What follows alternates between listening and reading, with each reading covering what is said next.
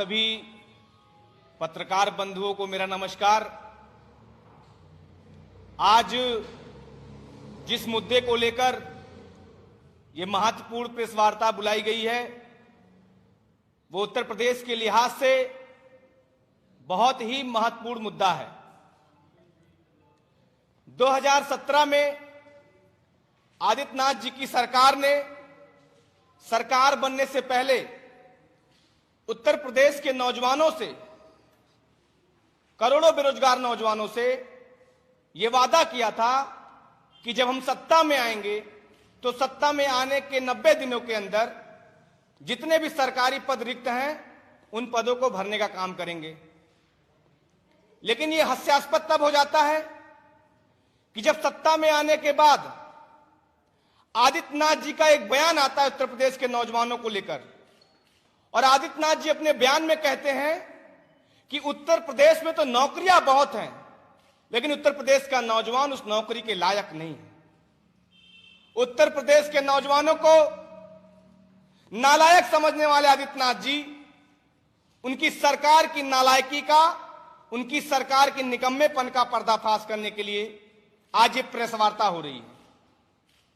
मैं आपसे बताना चाहता हूं कि अभी 25 तारीख को एक आरटीआई के जरिए जब सरकार ने ये दावा किया कि 4 सालों में 4.25 लाख नौकरियां हमने दी, तो उत्तर प्रदेश में जो कार्मिक विभाग है, जब उससे आरटीआई के जरिए खुलासा कराया गया कि सरकार ने अभी तक कितने पदों में कितनी नियुक्तियां की हैं, तो कार्मिक विभाग ये कहता है कि हमारे पास तो कोई आंकड़ा ही नहीं है कि 4.25 लाख नौकरियां दी हैं कि 4.5 नौकरियां दी आदित्यनाथ सरकार ने। तो इसका मतलब कि कहीं ना कहीं सरकार तो झूठ बोल रही थी। लेकिन एक नए आरटीआई से जब सितंबर 2020 को आदित्यनाथ जी के कार्यालय से उत्तर प्रदेश के नौजवानों को गुमराह करते हुए एक ट्वीट कराया जाता है और उस ट्वीट में जिक्र होता है कि उत्तर प्रदेश अधीनस्थ सेवा चयन आयोग में 2017 से 2020 तक 16,708 पदों पर नियुक्तियां की जा चुकी हैं। यह सितंबर 2020 का ट्वीट है आदित्यनाथ जी का। अब इसकी सच्चाई क्या है? आखिरकार क्यों कार्मिक विभाग ये कह रहा है कि भाई हमारे पास तो डाटा ही नहीं है? यानी सितंबर से आदित्यनाथ जी लगातार उत्तर प्रदेश के नौजवानों से झूठ बोल रहे हैं।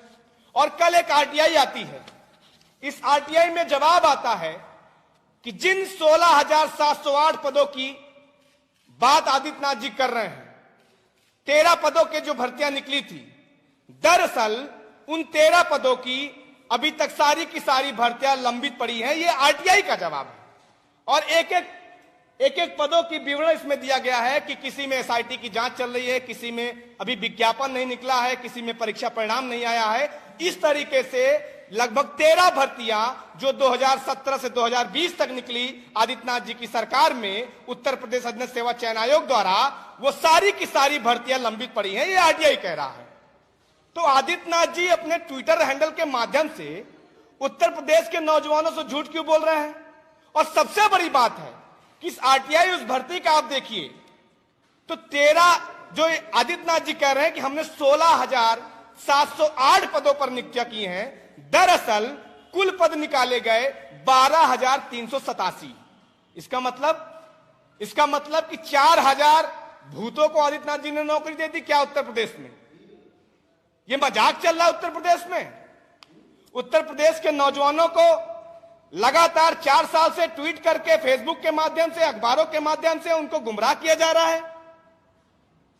आज समझ में नहीं आता कि गन्ना पर्यवेक्षक का जो नौजवान है जो लगातार सड़कों पर प्रदर्शन कर रहा है, ग्राम पंचायत अधिकारी 2018 का जो नौजवान है जो नियुक्त होने के बाद उसको नियुक्ति पत्र नहीं मिल रहा है, एग्रीकल्चर टेक्निकल असिस्टेंट का जो नौजवान है जो आए दिन लाठियां खा रहा है, और आज की घटना है कि 49,568 पुलिस और पीएससी भर्ती के नौजवानों को एक साथ ही सरकार मेडिकल नहीं करा रही है। और जब नौजवान अभी आदित्यनाथ जी से गुहार लगाने जाता है तो उसके ऊपर लाठियां चलवाई जाती हैं।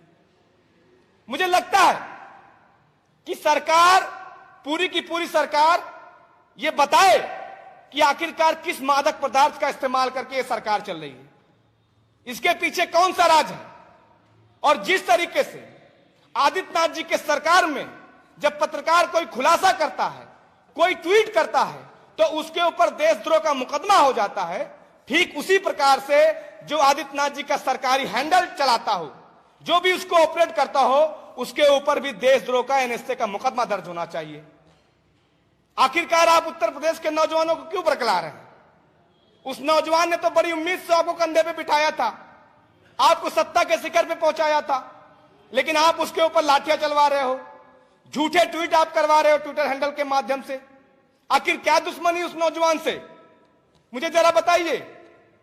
तो तरन्नुम कानपुरी जी का एक शेर मुझे याद आता है कि उत्तर प्रदेश के नौजवानों को मैं आप तमाम चैनलों के माध्यम से बताना चाहता हूं कि ऐ काफिले वालों, तुम इतना भी नहीं समझे, ऐ काफिले वालों तुम इतना भी नहीं समझे, लूटा है तुम्हें रहजन ने रहबर के इशारे में।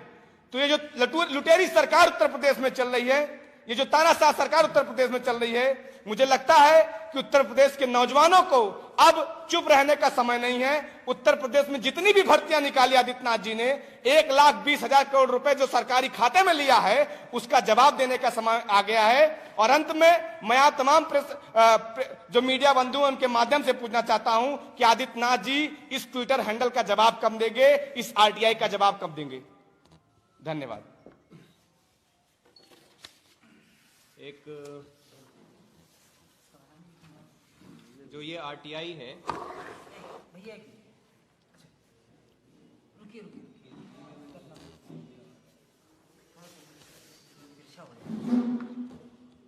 भैया आईडी और बीच में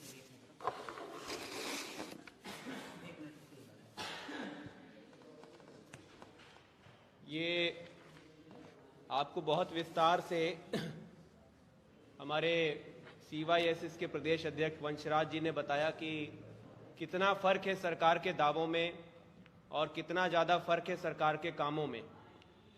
जाहिर सी बात है, इसकी जांच होनी चाहिए कि मुख्यमंत्री जी का ट्विटर हैंडल कौन चला रहा है।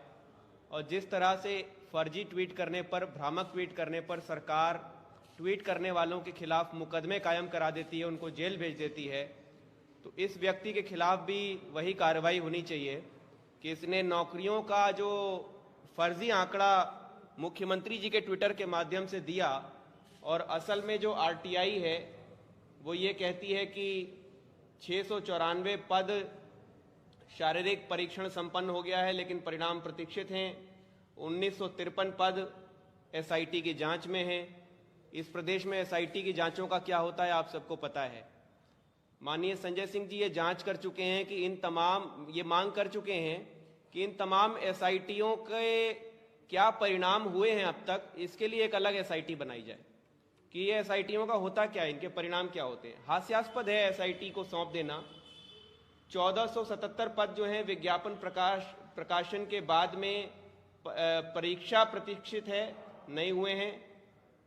16 पद में परीक्षा प्रतीक्षित है, 572 पद हैं परिणाम घोषित हुआ, पूर्व परिणाम घोषित है, लेकिन अभी इस पर ज्वाइनिंग नहीं है। तो इस तरह से तमाम कोर्ट्स में, लिटिगेशन में मामले हैं, युवाओं को भटकाया जा रहा है, और जब वो मांग करते हैं तो उनके ऊपर लाठी चार्ज करते हैं। जो पत्रकार इन मुद्दों को उठाते हैं उनके खिलाफ एफआईआर करके उनको जेल भेजने का काम करते हैं। और आप अपने ट्विटर हैंडल से लगातार भ्रामक जानकारियां भेजकर खुद ही सेलिब्रेट करते हैं और खुद ही झूठ फैलाकर इस झूठ पर गर्व महसूस करते हैं। ये असल में इस प्रदेश के लिए बहुत ही शर्मनाक बात है। तो आम आदमी पार्टी ये मांग करती है कि आज तक आपने जितने भी पद निकाले हैं और जो अभ्यर्थी इसमें सेलेक्ट हुए हैं, फाइनली जिनको आप ज्वाइनिंग दे चुके हैं, उनको आप अपने वेबसाइट पर क्यों नहीं प्रकाशित कर देते कि ये हमारे बेनिफिशियरी हैं, इनको हमने वाकई जॉब दे दिया है, जिससे कि दूध का दूध और पानी का पानी हो जाए। अगर योगी आदित्यनाथ जी सच्चे हैं तो डेटा जरूर वेबसाइट पर, मुझे उम्मीद है कि आ जाएगा ये 2-3 दिन के अंदर ही, या ये डेटा कंप्यूटर के अंदर होगा तो 1 घंटे के अंदर भी वो डाल सकते हैं। अगर वो झूठ बोल रहे हैं या उनका ट्विटर हैंडल पर गलती से हो गया है तो ट्विटर हैंडल पर ही वो सार्वजनिक रूप से वो अगेन उसी पर ट्वीट कर सकते हैं और कह सकते हैं कि हमसे भूल हो गई और ये जॉब अभी नहीं दे पाए हैं, ये जॉब अभी देनी है। जैसे कि 15 लाख रुपए आने थे, पब्लिक इंतजार कर रही है, सरकार ने मना नहीं किया है कि 15 लाख नहीं देंगे, वो कह रही इंतजार करते रहो, हमें चुनाव पे चुनाव जिताते रहो, 15 लाख आएंगे।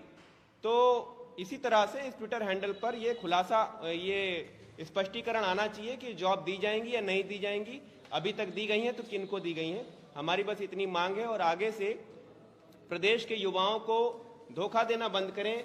आज माननीय प्रधानमंत्री जी ने सदन के अंदर अपने भाषण में ये कहा है कि जब पूरे विश्व पटल की तरफ देखते हैं तो भारत के युवा मन को देखते हैं, तो ऐसा लगता है कि आज भारत सच में ऐसे अवसरों की भूमि है।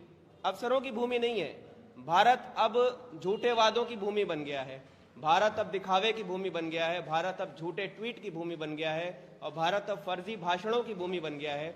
तो माननीय प्रधानमंत्री जी के आज के भाषण की ही गरिमा रख लीजिए और कृपया करके ये बताइए कि आपने वास्तव में कितनी भर्तियां दी, किन को दी और किन किन पदों पर, किन किन विभागों में दी, जिससे कि प्रदेश के युवाओं के सामने स्थिति स्पष्ट हो सके। नमस्कार।